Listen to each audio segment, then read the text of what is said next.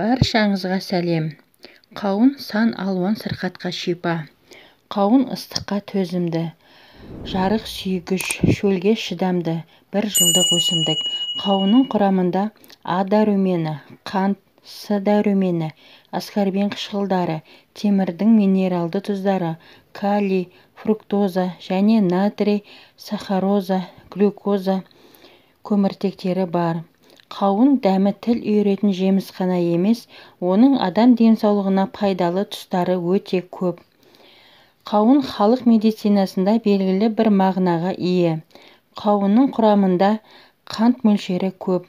Ол жаздың ыстық күндері шөлді жақсы басады. Қауынды үздіксіз пайдалансаңыз, асқазанға пайдасы зор. Беттегі безеуді кетіреді, сепкілдерді кетіруге көмектеседі. Құрамында фолий қышқылы болғандықтан қаназық ауруларына кеңінен қолданады. Қауын дәнін туберкулез, бронхит, ревматизм ауруларына, бүйрек пен бауырдың дерттерінде қолданған. Ежелден қауын шырынын ішек құрттарына ем ретінде созылмалы жөтелге қарсы пайдаланған. Қауын төмен калориялы жеміс түрі. Сондықтан артық салмақтан арылғысы келетіндерге жеуге кеңес береміз. Сонымен қатар ішіңізді жүргізуге де әсер етеді.